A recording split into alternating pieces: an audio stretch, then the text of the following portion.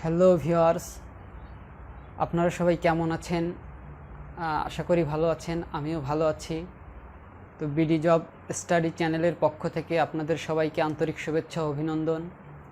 আজকে আমি বাংলা কি পড়বেন, বিশেষ করে জবের জন্য বাংলায় কি পড়বেন, কোন কোন জায়গা থেকে বেশি প্রশ্ন আসে, বাংলা বিশেষ করে গ্রামার কি পড়বেন, বিস্তারিত আমি আলোচনা করব আজকের এপিসোডে।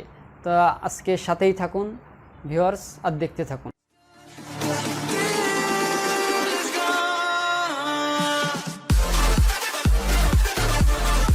হ্যাঁ ভিউয়ার্স, আজকে বিসিএস এবং অন্যান্য জবের ক্ষেত্রে, বিশেষ করে বিসিএসের ক্ষেত্রে কোন প্রশ্নগুলো বাংলাতে এই পর্যন্ত বেশি আসছে, বিসিএস 10তম বিসিএস থেকে 40তম বিসিএস পর্যন্ত কোন কোন বিষয়গুলি বাংলার ক্ষেত্রে আসছে, সেই বিষয়গুলি আমি আলোচনা করব।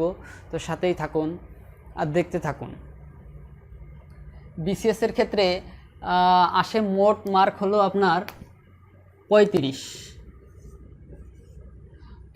মার্ক। 35 মার্কের ভিতরে ব্যাকরণ থাকে 15, সাহিত্যতে থাকে 20। ব্যাকরণে থাকে 15, সাহিত্যতে থাকে 20। এবার ব্যাকরণ অংশে কোন বিষয়গুলি বেশি আসতেছে সেই বিষয়গুলির ভিত্তি করে আমি একে একে টপিকগুলো শেষ করব। তো প্রথম যে বিষয়গুলি ব্যাকরণের অংশ থেকে কি আসে, ব্যাকরণের অংশ থেকে দেখুন, ব্যাকরণের অংশ থেকে 15 মার্ক থাকে। ব্যাকরণের অংশ থেকে আসে শব্দ, আসে বাক্য, বানান থেকে আসে, সমাস ও সন্ধি থেকে আসে, পদপ্রকরণ থেকে আসে, প্রকৃতি প্রত্যয় ধাতু থেকে আসে, ধ্বনি বর্ণ ব্যাকরণ থেকে আসে, সমার্থক শব্দ বিপরীত শব্দ থেকে আসে, বাগধারা পরিভাষিক শব্দ এক কথায় প্রকাশ থেকে আসে, উপসর্গ অনুসর্গ থেকে আসে। এই পর্যন্ত বিশ্লেষণ করে বিভিন্ন বই ঘেটে দেখা গেছে যে অনেকগুলো বই বিস্তারিত খুঁজে আমি বের করেছি যে কোন বিষয়গুলি আসলে বেশি আসতেছে। তো আমি একটা জিনিস দেখেছি যে শব্দ থেকে প্রশ্ন এসেছে 34টি। শব্দ থেকে প্রত্যেকবারই প্রতি পরীক্ষার প্রশ্নেতেই একটি অত্যন্ত মানে শব্দ থেকে আসে যে এটি কোন ভাষার শব্দ বা কোন ভাষা থেকে এসেছে, এটি পর্তুগিজ শব্দ নাকি ওলান্দার শব্দ নাকি ইংরেজ শব্দ। বিষয়গুলি মানে প্রত্যেক পরীক্ষায় বা প্রতি পরীক্ষায় দেখা যাচ্ছে, চাকরির বিভিন্ন পরীক্ষায় দেখা যাচ্ছে এই শব্দ থেকে প্রশ্ন এসে থাকে। শব্দ থেকে প্রশ্ন এসেছে 34টি। বাক্য থেকে প্রশ্ন এসেছে এই পর্যন্ত 32টি। 32টি বাক্য থেকে প্রশ্ন এসেছে। আপনাকে বলতে পারে যে বাক্যের আকাঙ্ক্ষা, আসক্তি, যোগ্যতা কয়টি গুণ থাকে, বা এই বাক্যটির শুদ্ধরূপ কি, বা এই বাক্যটিকে শুদ্ধরূপ করলে কি হবে, এই রকম বিভিন্ন ধরনের প্রশ্ন বাক্য থেকে এসে থাকে। তো বাক্য থেকে আপনার প্রশ্ন এসেছে এই পর্যন্ত 32টি। বানান থেকে প্রশ্ন এসেছে বিসিএসে এই পর্যন্ত 31টি। তো বানান থেকে প্রতি বছর না হলেও অনেক চাকরির ক্ষেত্রেই বানান থেকে একটি প্রশ্ন থেকে থাকে। বানান থেকে বানানটি শুদ্ধ কিনা, কোন বানানটি শুদ্ধ, বা অনেকগুলো বানান দিয়ে দেয়, তার ভিতর থেকে শুদ্ধ বানানগুলো খুঁজে বের করুন। এইভাবে প্রশ্নগুলো এসে থাকে। তো বানান থেকে পর্যন্ত প্রশ্ন এসেছে 31টি। এবং সমাস ও সন্ধি থেকে প্রশ্ন এসেছে 19টি থেকে 17টি। সমাস থেকে 19টি, সন্ধি থেকে 17টি প্রশ্ন এ পর্যন্ত বিসিএসে এসেছে 10 থেকে 40তম বিসিএস পর্যন্ত। পদপ্রকরণে প্রশ্ন এসেছে এ পর্যন্ত 16টি। বিসিএসে পদপ্রকরণে প্রশ্ন এসেছে এ পর্যন্ত 16টি। প্রকৃতি প্রত্যয় ধাতু থেকে প্রশ্ন এসেছে আপনার 14টি থেকে 4টি। মানে প্রকৃতি প্রত্যয় থেকে এসেছে 14টি, ধাতু থেকে এসেছে 4টি। অতএব এটি খুবই গুরুত্বপূর্ণ। এবং প্রকৃতি প্রত্যয় আমাদের অনেকেরই ঝামেলা হয় পড়তে গেলে। তো সেই বিষয়গুলো আমার চ্যানেলের সাথে থাকলে আস্তে আস্তে বিষয়গুলো ক্লিয়ার হয়ে যাবে। ধ্বনি বর্ণ ব্যাকরণ। ধ্বনি থেকে প্রশ্ন এসেছে 6টি, বর্ণ থেকে প্রশ্ন এসেছে 8টি, ব্যাকরণ থেকে প্রশ্ন এসেছে 2টি। সমার্থক শব্দ বিপরীত শব্দ, মানে সমার্থক শব্দ আসে যেমন নদীর সমার্থক শব্দ কোনটি, পাহাড়ের সমার্থক শব্দ কোনটি, গাছের সমার্থক শব্দ কোনটি, তারপরে বিপরীত শব্দ আসে, বিভিন্ন বিপরীত শব্দগুলো আসে, ভালো মন্দ বা বিভিন্ন ধরনের বিপরীত শব্দ আসে, যে এর বিপরীত শব্দ কোনটি। তো সেক্ষেত্রে সমার্থক শব্দ থেকে প্রশ্ন এসেছে 19টি, বিপরীত শব্দ থেকে প্রশ্ন এসেছে 8টি। বাগধারা পারিভাষিক শব্দ, বাগধারা ও পারিভাষিক শব্দ থেকে প্রশ্ন এসেছে 20টি এবং 11টি। বাগধারা থেকে প্রশ্ন এসেছে 20টি এ পর্যন্ত, পারিভাষিক শব্দ থেকে প্রশ্ন এসেছে 11টি। উপসর্গ অনুসর্গ, উপসর্গ অনুসর্গ, উপসর্গ থেকে প্রশ্ন এসেছে 17টি, অনুসর্গ থেকে প্রশ্ন এসেছে 4টি। এখানে আমি একটা জিনিস বাদ দিয়ে দিছি, পারিভাষিক শব্দ পাশাপাশি এখানে এক কথায় প্রকাশও আপনার আসে, সেটা আমি লিখিনি আর কি, এক কথায় প্রকাশও আর কি আসে।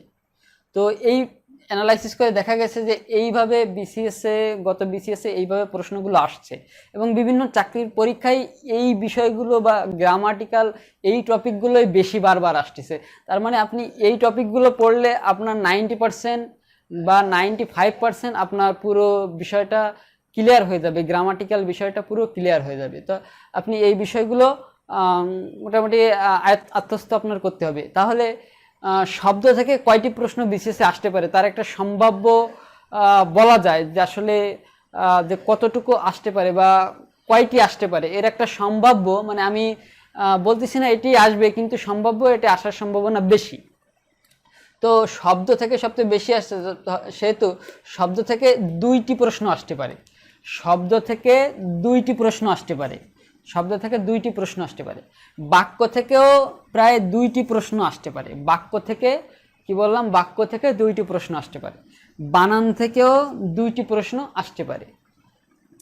সমাস বা সন্ধি, সমাস বা সন্ধি থেকে 1টি অথবা 2টি, 1টি অথবা 2টি এ প্রশ্ন আসতে পারে। এখান থেকে অ্যানালাইসিস করে দেখা গেছে 1টি অথবা 2টি আসতে পারে।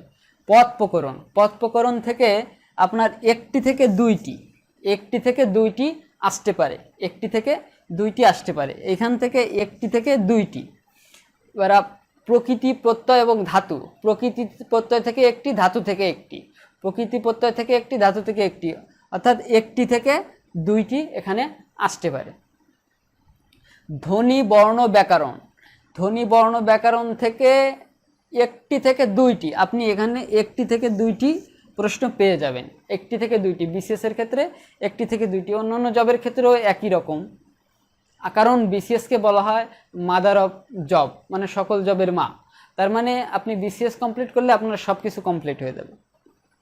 সমার্থক শব্দ বিপরীত শব্দ, সমার্থক শব্দ বিপরীত শব্দ থেকে আসে 1টি থেকে 2টি, সমার্থক শব্দ থেকে 1টি, বিপরীত শব্দ থেকে 1টি আসতে পারে অথবা 2টিও আসতে পারে।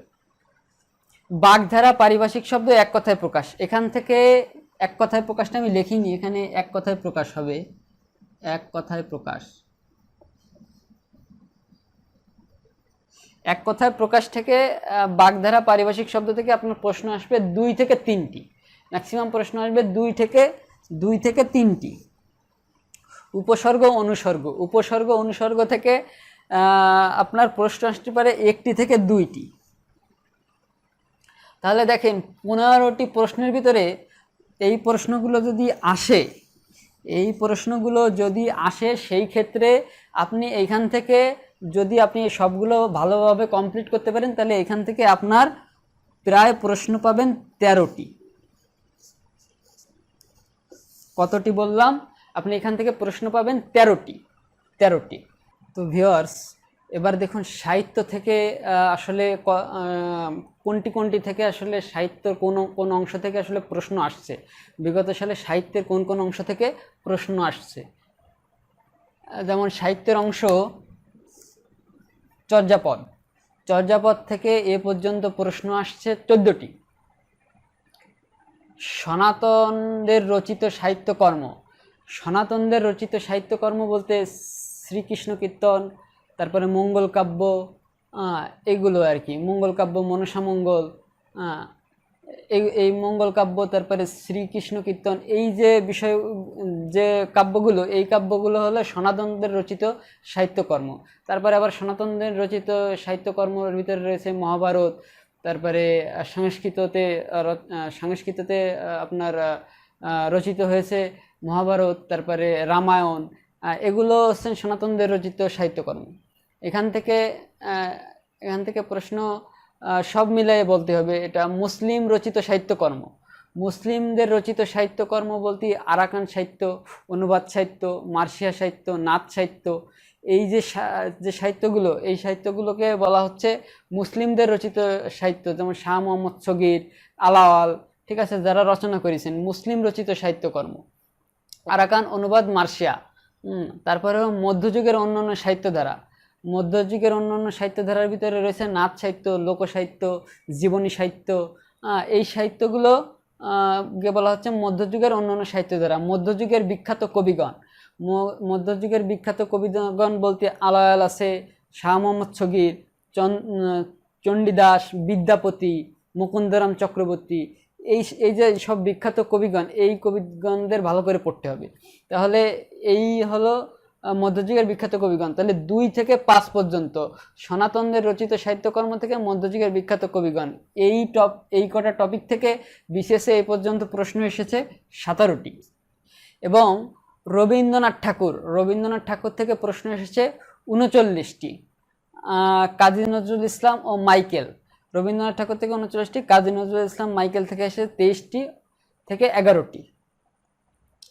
তাহলে এইগুলো থেকে কতটি প্রশ্ন কমন পড়তে পারে? আরও আছে কিছু, সেগুলো আমি দেখাবো। এইগুলো থেকে কতটি প্রশ্ন কমন পড়তে পারে আগে সেটা দেখে নিই। চর্যাপদ থেকে একটি প্রশ্ন থাকবে ইনশাল্লাহ, প্রত্যেকবার থাকে। চর্যাপদ থেকে একটি প্রশ্ন থাকবে। তারপরে সনাতনদের রচিত সাহিত্যকর্ম, এখান থেকে একটি থাকতে পারে।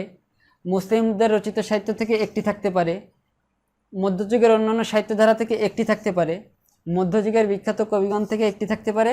রবীন্দ্রনাথ ঠাকুর থেকে প্রায় 2টি প্রশ্ন থাকতে পারে কমন, প্রায় রবীন্দ্রনাথ ঠাকুর থেকে 2টি, এবং কাজী নজরুল ইসলাম এবং মাইকেল থেকে, কাজী নজরুল ইসলাম এবং মাইকেল মধুসূদন দত্ত থেকে প্রায় 2 থেকে 3টি প্রশ্ন থাকতে পারে, 2 থেকে 3টি। এবার আসুন আধুনিক যুগের সাহিত্য উন্মেষের মানুষগুলো, এইখান থেকে প্রশ্ন আসছে 12টি, 8টি, 10টি, অর্থাৎ এর ভিতরে আছে বঙ্কিমচন্দ্র, ঈশ্বরচন্দ্র, মীর মোশাররফ হোসেন। বঙ্কিমচন্দ্র, ঈশ্বরচন্দ্র, মীর মোশাররফ হোসেন, এদের থেকে আসছে 12টি, 8টি, 10টি। 9 নম্বরে আসি বাংলাদেশের সাহিত্য। বাংলাদেশের সাহিত্য বলতে 1971 সালের পরের যে সাহিত্য, 1971 সালের পরের যে সাহিত্য, সেই সাহিত্য হলো বাংলাদেশের সাহিত্য। এখান থেকে আসছে 25টি প্রশ্ন। যেমন এদের ভিতরে যেসব কবিগণ রয়েছেন বা সাহিত্যিকগণ রয়েছেন, শামসুর রহমান, জীবনানন্দ দাশ, নির্মলেন্দু গুণ ইত্যাদি। এবং সবচেয়ে বেশি যে ইম্পর্টেন্ট যে বিষয়টা হচ্ছে মুক্তিযুদ্ধ ভাষা আন্দোলন ভিত্তিক যে সাহিত্য, এইখান থেকে 8 থেকে 9টি প্রশ্ন আসছে। বিশেষ এই পর্যন্ত মুক্তিযুদ্ধের ভাষা আন্দোলন ভিত্তিক সাহিত্য থেকে 8 থেকে 9টি প্রশ্ন আসছে। আর পত্র পত্রিকা, চরিত্র, বিভিন্ন ধরনের চরিত্র, উক্তি, সংজ্ঞা, এগুলো থেকে আসছে 23টি থেকে 14টি। 23টি থেকে 14টি আসছে, মানে পত্র পত্রিকা চরিত্র দিয়ে 23টি এবং উক্তি সংজ্ঞা দিয়ে 14টি। রবীন্দ্র ও নজরুলের পরবর্তী যে সাহিত্যিকগণ, রবীন্দ্র নজরুলের পরবর্তীতে যারা সাহিত্য রচনা করছেন তাদের থেকে আসছে 10 থেকে 15টি, আর অন্য বাকিগুলো থেকে আসছে আর কি। তো সেই ক্ষেত্রে আধুনিক যুগের উন্মেষের মানুষগুলো, এখান থেকে আপনি প্রশ্ন কমন পেতে পারেন 1 থেকে 2টি, 1 থেকে 2টি।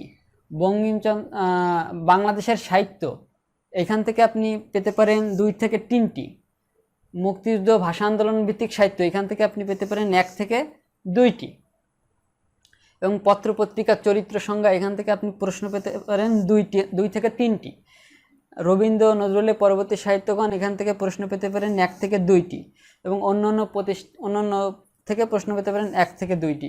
তাহলে সব মিলিয়ে আপনার প্রশ্ন দাঁড়াচ্ছে এখান থেকে আপনি 20টি প্রশ্ন থেকে 17টি প্রশ্ন আপনি কমন পেতে পারেন ইনশাআল্লাহ। তো আজকে যে বিষয়টা দেখালাম যে বাংলা আসলে আমরা কোনগুলো পড়বো, সব একবারে মিলাই পড়লে তো আসলে আপনি শেষ করতে পারবেন না। তবে কোন বিষয়গুলো ইম্পর্টেন্ট সেই বিষয়গুলো আসলে একে একে পরবর্তীতে আমি ভিডিও বানাবো। পরবর্তীতে বাংলায় আসলে শব্দ থেকে কিভাবে আপনারা পড়বেন, তারপরে বানান থেকে কিভাবে পড়বেন, সন্ধি থেকে কিভাবে পড়বেন, সমাস থেকে কিভাবে পড়বেন, এইগুলো আমি একে একে ভিডিওগুলো আমি আপনাদের আস্তে আস্তে দিব। কিন্তু আপনারা আমার সাথে থাকলে অবশ্যই আপনাদের উপকার হবে, এটুকু বলতে পারি ইনশাআল্লাহ। তো আপনাদের কাছে আবার একটা রিকোয়েস্ট থাকবে, আপনারা আমার চ্যানেলে একটা সাবস্ক্রাইব করে দিবেন এবং একটা লাইক করে দিবেন এবং একটা কমেন্ট করে দিবেন, বন্ধুদের মাঝে শেয়ার করে দিবেন। তো ধন্যবাদ সকলকে।